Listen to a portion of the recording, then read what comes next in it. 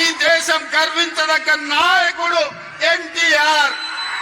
ఆ ఎన్టీఆర్ స్ఫూర్తి హైదరాబాద్ నగరం నడిబొట్టున వారి స్ఫూర్తితో పరిపాలన అందిస్తున్న మా ప్రభుత్వం అమీర్పేట్ చౌరస్తాలో మైత్రి వనంలో ఈ దారిలో వెళ్లే ప్రతి వాడికి ఒక స్ఫూర్తిని నింపడానికే ఈ రోజు వారి విగ్రహాన్ని ఇక్కడ మేము ఆవిష్కరించుకున్నాం.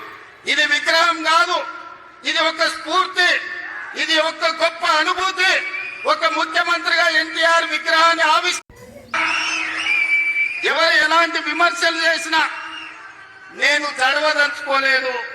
నేను చెప్పదలుచుకున్నా, ఆనాడు శ్రీమతి ఇందిరాగాంధీ గారు ఈ తెలంగాణ ప్రాంతం నుంచి ఒక పివి నరసింహారావు గారిని, ఒక మర్రి చెన్నారెడ్డి గారిని, ఒక పి శివశంకర్ గారిని, ఒక వెంకటస్వామి లాంటి నాయకులను అందిస్తే ఈ తెలంగాణ ప్రాంతానికి అన్న ఎన్టీ రామారావు గారు ఓ మండవ, ఓ తుమ్మల నాయకత్వాన్ని తెలంగాణకు అందించాడు.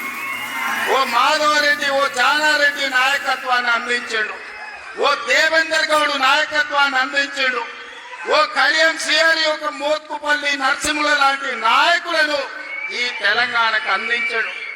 అంతెందుకయ్యా, ఈనాడు ఉపన్యాసాలు ఇస్తున్న బీఆర్ఎస్ నాయకుడు కల్వకుంట్ల చంద్రశేఖర్ రావుకి రాజకీయ భిక్ష పెట్టింది ఎవరు? అన్న లేకుంటేనే మీరు నాయకుడు అయ్యిండ్రా?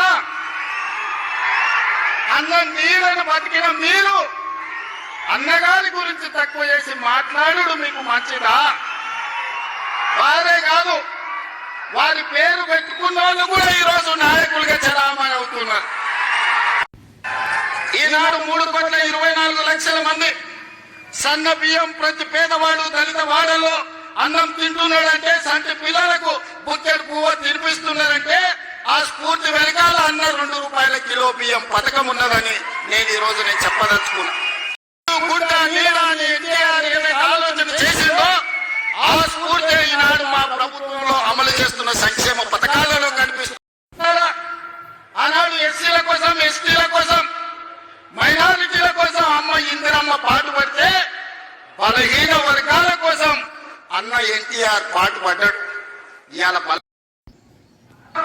పటేల్ పట్వారీ వ్యవస్థ ఎంత బలంగా ఉండేనో వాళ్ళ చేతుల్లో తెలంగాణ నలిగిపోతుంటే ఎన్టీ రామారావు గారు పటేల్ పట్వారీ వ్యవస్థను రద్దు చేసి పేదలకు విముక్తి కలిగించిన చరిత్ర ఈ ప్రాంతంలో ఉన్నది.